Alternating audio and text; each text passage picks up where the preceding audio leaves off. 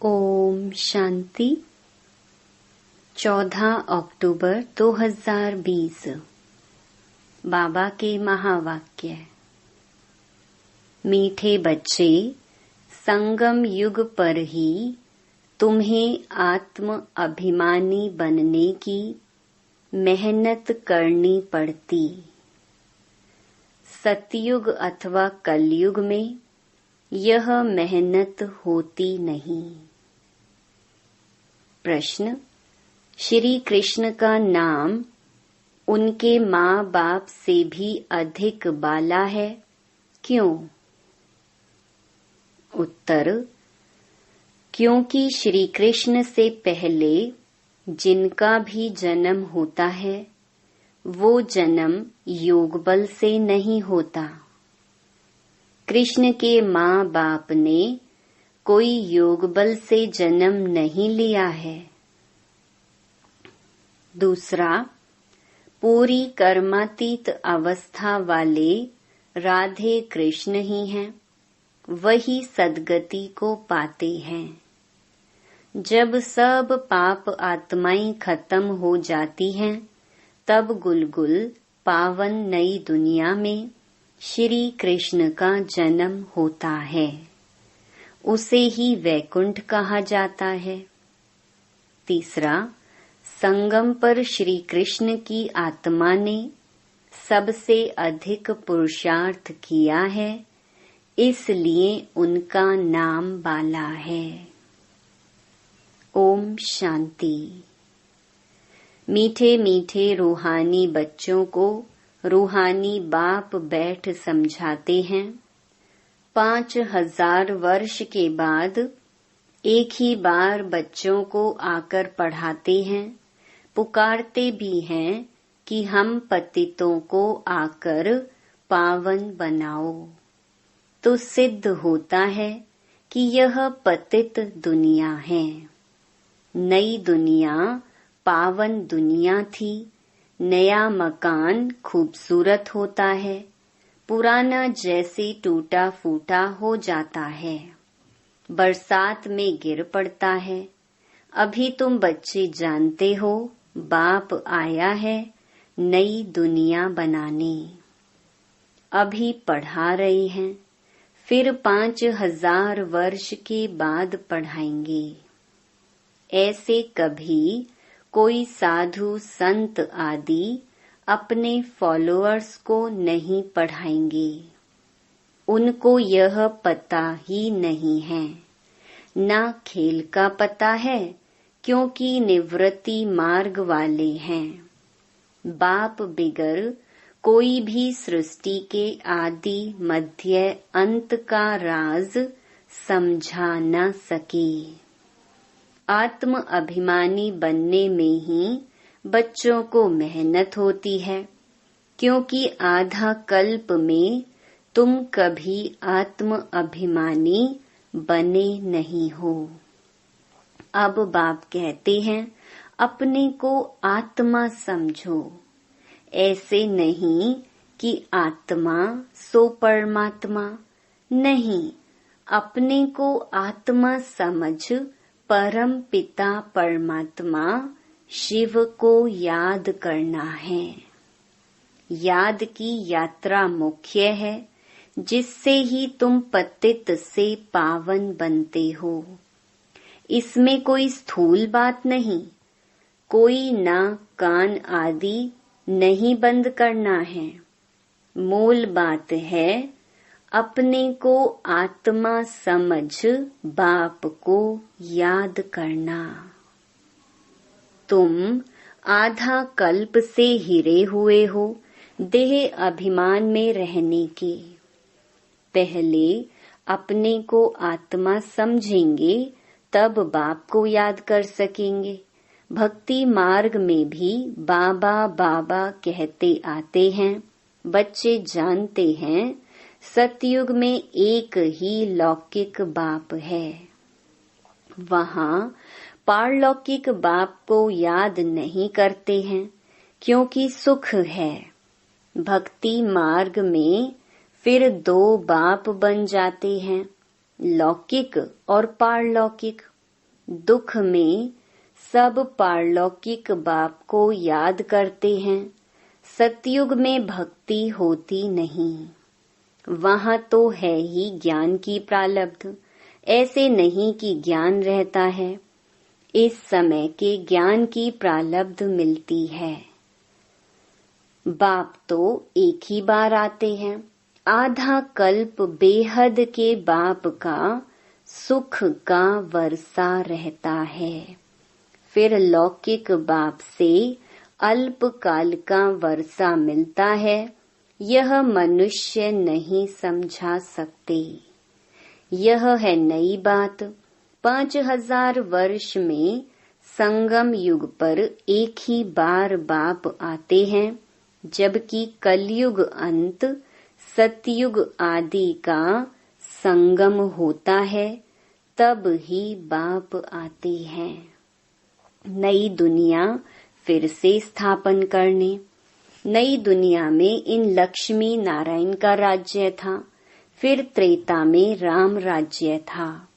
बाकी देवताओं आदि के जो इतने चित्र बनाए हैं, वह सब हैं भक्ति मार्ग की सामग्री।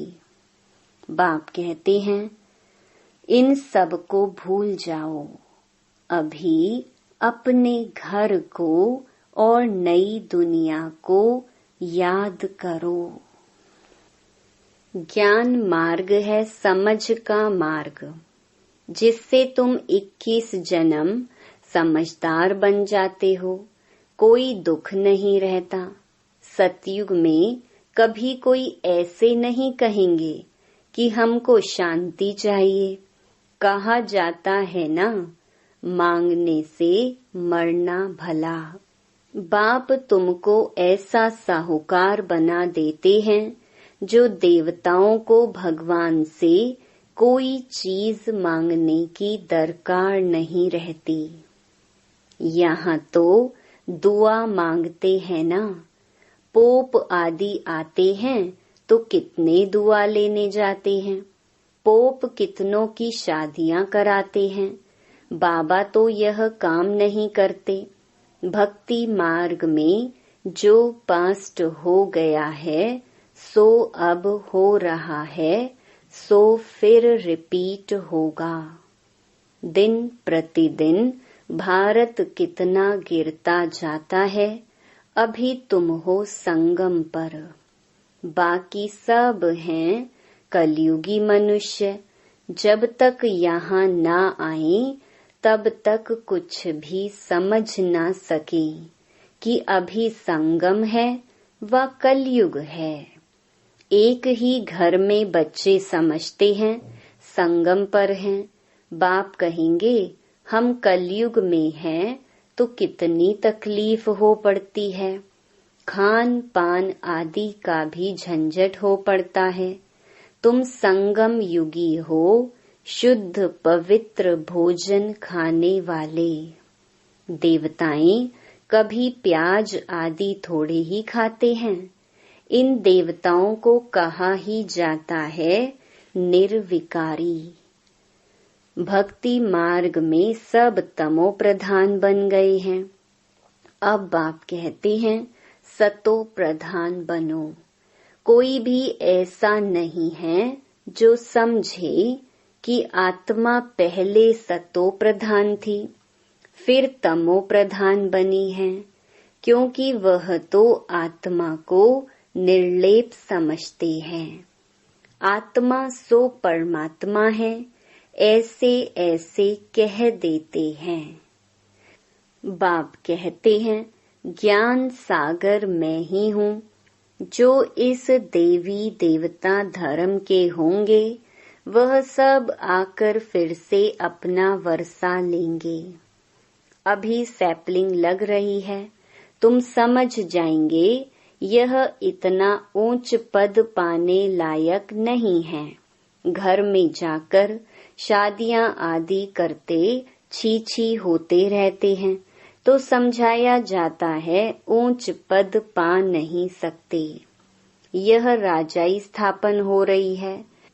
बाप कहते हैं मैं तुमको राजाओं का राजा बनाता हूँ, तो प्रजा जरूर बनानी पड़ी, नहीं तो राज्य कैसे पाएंगे। यह गीता के अक्षर है ना। इनको कहा ही जाता है गीता का युग। तुम राजयोग सीख रहे हो, जानते हो आदि सनातन देवी देवता धर्म का फाउंडेशन लग रहा है। सूर्यवंशी चंद्रवंशी दोनों राजाई स्थापन हो रही हैं। ब्राह्मण कुल स्थापन हो चुका है। ब्राह्मण ही फिर सूर्यवंशी चंद्रवंशी बनते हैं। जो अच्छी रीति मेहनत करेंगे वह सूर्यवंशी बनेंगे, और धर्म वाले जो आते हैं वह आते ही हैं अपने धर्म की स्थापना करने। पीछे उस धर्म की आत्माएं आती रहती हैं, धर्म की वृद्धि होती जाती है। समझो कोई क्रिश्चियन है तो उन्हों का बीज रूप क्राइस्ट ठहरा। तुम्हारा बीज रूप कौन है? बाप, क्योंकि बाप ही आकर स्वर्ग की स्थापना करते हैं ब्रह्मा द्वारा। ब्रह्मा को ही प्रजापिता कहा जाता है, रचता नहीं कहेंगे। इन द्वारा बच्चे एडॉप्ट किए जाते हैं। ब्रह्मा को भी तो क्रिएट करते हैं ना। बाप आकर प्रवेश कर यह रचते हैं। शिव बाबा कहते हैं तुम मेरे बच्चे हो। ब्रह्मा भी कहते हैं तुम मेरे साकारी बच्चे हो। अभी तुम काले छीछी बन गए हो, अब फिर ब्राह्मण बने हो। इस संगम पर ही तुम पुरुषोत्तम देवी देवता बनने की मेहनत करते हो। देवताओं को और शूद्रों को कोई मेहनत नहीं करनी पड़ती। तुम ब्राह्मणों को मेहनत करनी पड़ती है देवता बनने के लिए। बाप आते ही हैं संगम पर।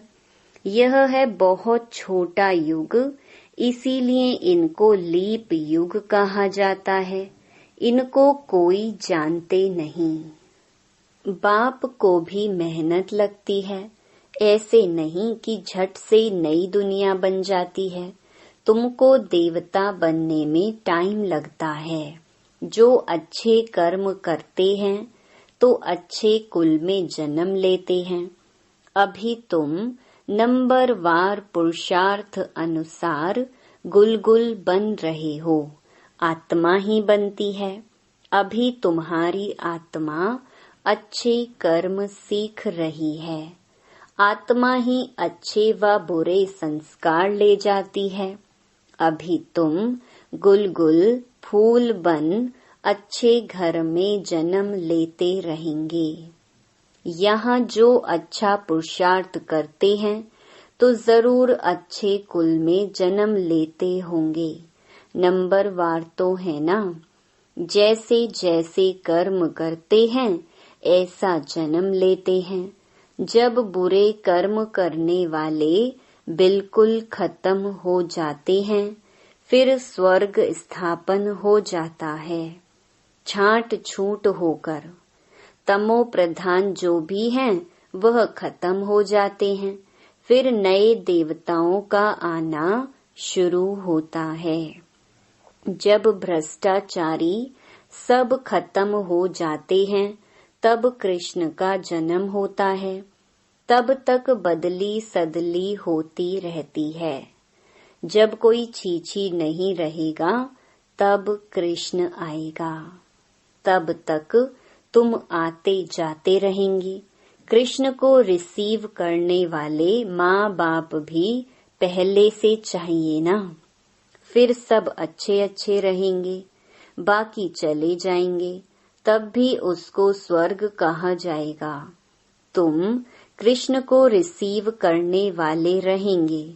भल तुम्हारा छीछी जन्म होगा क्योंकि रावण राज्य है ना। शुद्ध जन्म तो हो ना सके। गुलगुल पवित्र जन्म कृष्ण का ही पहले पहले होता है। उसके बाद नई दुनिया वैकुंठ कहा जाता है। कृष्ण बिल्कुल गुलगुल नई दुनिया में आएंगे। रावण संप्रदाय बिल्कुल खत्म हो जाएगी। कृष्ण का नाम उनके माँ बाप से भी बहुत बाला है। कृष्ण के माँ बाप का नाम इतना बाला नहीं है। कृष्ण से पहले जिनका जन्म होता है वो योग बल से जन्म नहीं कहेंगे। ऐसे नहीं, कृष्ण के माँ बाप ने योग बल से जन्म लिया है, नहीं। अगर ऐसा होता तो उन्हों का भी नाम बाला होता। तो सिद्ध होता है उनके माँ बाप ने इतना पुरुषार्थ नहीं किया है जितना कृष्ण ने किया है। ये सब बातें आगे चल तुम समझते जाएंगे। पूरी कर्मातीत अवस्था वाले राधे कृष्ण ही हैं। वही सदगति में आते हैं। पाप आत्माएं सब खत्म हो जाती हैं, तब उन्हों का जन्म होता है। फिर कहेंगे पावन दुनिया। इसलिए कृष्ण का नाम बाला है, माँ बाप का इतना नहीं। आगे चल तुमको बहुत साक्षात्कार होंगे। टाइम तो पड़ा है, तुम किसको भी समझा सकते हो। हम यह बनने के लिए पढ़ रहे हैं। विश्व में इनका राज्य अब स्थापन हो रहा है। हमारे लिए तो नई दुनिया चाहिए। अभी तुमको दैवी संप्रदाय नहीं कहेंगे, तुम हो ब्राह्मण संप्रदाय, देवता बनने वाले हो। दैवी संप्रदाय बन जाएंगे, फिर तुम्हारी आत्मा और शरीर दोनों स्वच्छ होंगे। अभी तुम संगम युगी पुरुषोत्तम बनने वाले हो। यह सारी मेहनत की बात है। याद से विकर्माजीत बनना है। तुम खुद कहते हो याद घड़ी घड़ी भूल जाती है। बाबा पिकनिक पर बैठते हैं तो बाबा को ख्याल रहता है। हम याद में नहीं रहेंगे तो बाबा क्या कहेंगे। इसलिए बाबा कहते हैं तुम याद में बैठ पिकनिक करो। कर्म करते माशूक को याद करो तो विकर्म विनाश होंगे। इसमें ही मेहनत है। याद से आत्मा पवित्र होगी। अविनाशी ज्ञान धन भी जमा होगा। फिर अगर अपवित्र बन जाते हैं तो सारा ज्ञान बह जाता है। पवित्रता ही मुख्य है। बाप तो अच्छी अच्छी बात ही समझाते हैं। यह सृष्टि के आदि मध्य अंत का ज्ञान और कोई में भी नहीं है।